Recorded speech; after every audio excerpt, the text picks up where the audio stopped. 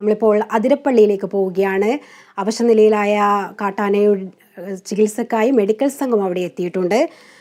ഇതിന്റെ കൂടുതൽ വിശദാംശങ്ങൾ നൽകാൻ അനീഷ് ആന്റണി നമ്മളോടൊപ്പം ചേരുന്നുണ്ട്. അനീഷ്, ഈ അതിരപ്പള്ളി പ്ലാന്റേഷനിൽ അവശനിലയിൽ കിടക്കുന്ന കാട്ടാനയുടെ ആരോഗ്യസ്ഥിതിയിൽ ഇപ്പോൾ തൃപ്തികരമെന്നുള്ള ഒരു കാര്യം ഇപ്പോൾ മെഡിക്കൽ സംഘം അറിയിക്കുന്നുണ്ടല്ലോ. ഇനി മെഡിക്കൽ സംഘത്തിന്റെ നീക്കങ്ങൾ എത്തരത്തിലാണ്?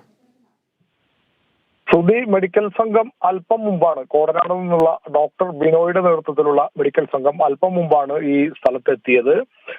ആന ഇപ്പോൾ നിലവിൽ നേരത്തെ രാവിലെ വരെ കിടന്നിരുന്ന സ്ഥലത്തു നിന്ന് ഏകദേശം ഒരു 1/2 കിലോമീറ്ററോളം മാറി ഇപ്പോൾ വനാതിർത്തിയിലാണ് ആന നിലയുറപ്പിച്ചിട്ടുള്ളത്. മെഡിക്കൽ സംഘം ഏകദേശം ആനയുടെ 100 മീറ്ററോളം വരെ അടുത്ത് ഇപ്പുറം നിന്ന് ആനയെ വീക്ഷിക്കലാണ് ആദ്യം നടത്തിയത്. ഈ വീക്ഷിച്ചതിൽ നിന്നും ആനയുടെ ആരോഗ്യസ്ഥിതി നിലവിൽ തൃപ്തികരമെന്നാണ് നമുക്ക് നൽകിയ വിവരം. കാരണം ആനയുടെ ചെവി ആട്ടുന്നതും അതുപോലെ തുമ്പിക്കൈയുടെ ചലനങ്ങളും എല്ലാം സ്വാഭാവികമായ രീതിയിലാണ് ഇപ്പോൾ ഉള്ളത്. പക്ഷെ ഇത് വേറെ നേരം മുന്നോട്ട് പോവുകയാണെങ്കിൽ ചിലപ്പോൾ ഒരുപക്ഷെ ആനയുടെ ആരോഗ്യസ്ഥിതി മോശം അവസ്ഥയിലേക്ക് വന്നേക്കാം.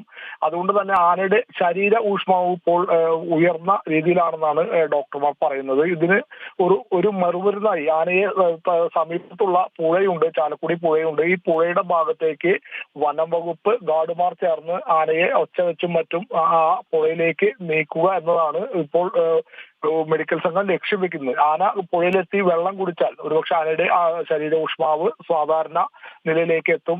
അതുമൂലം ഈ അരണ്ടകെട്ട് ഒരുപക്ഷെ പരിഹാരം വന്നേക്കാം എന്നൊരു നിഗമനവും മെഡിക്കൽ സംഘത്തിനുണ്ട്. എന്തായാലും ഇന്നലെ രാവിലെയാണ് ഈ ആന അവശനിലയിൽ ഈ വെറ്റിലപ്പാറ ഭാഗത്തുള്ള എണ്ണപ്പന തോട്ടത്തിൽ നാട്ടുകാർ കണ്ടെത്തിയത്.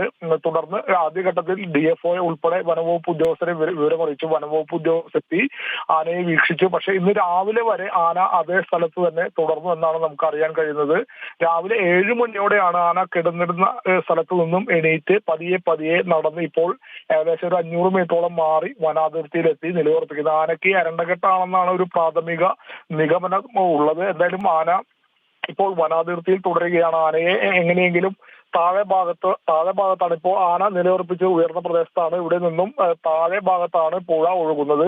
ഒരു റോഡുണ്ട്. ഈ റോഡ് മുറിച്ച് ആനയെ കടത്തി വിട്ട് വേണം പുഴയിലേക്ക് എത്തിക്കാൻ. പുഴയിലേക്ക് എത്തി ആന വെള്ളം കുടിക്കുന്ന ഒരു സാഹചര്യം ഉണ്ടായാൽ ഒരുപക്ഷെ ആനയുടെ ഇപ്പോഴുള്ള മോശം അവസ്ഥയ്ക്ക് ഒരു പരിഹാരം ഉണ്ടാകും. എന്തായാലും ഇപ്പോൾ ആനയുടെ ആരോഗ്യസ്ഥിതി തൃപ്തികരം ആണ് എന്ന് തന്നെയാണ് ഡോക്ടർമാർ പറയുന്നത്. കാരണം അവർ ചെവിയുടെ ആട്ടലിന്റെ ഒരു രീതിയും അതുപോലെ തുമ്പിക്കൈയുടെ ചലനങ്ങളും എല്ലാം വീക്ഷിച്ച ശേഷമാണ് ഇത്തരം ഒരു നിഗമനത്തിൽ എത്തിയിട്ടുള്ളത്. എന്തായാലും മെഡിക്കൽ സംഘം ഇപ്പോഴും അവിടെ ആനയെ നിരീക്ഷിച്ചു വരികയാണ്. ആനയെ അങ്ങോട്ട് മാറ്റാനുള്ള നടപടിക്രമങ്ങൾ ഇപ്പോൾ എടുക്കും.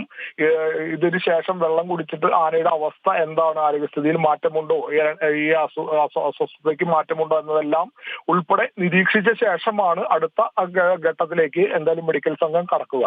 സുധി.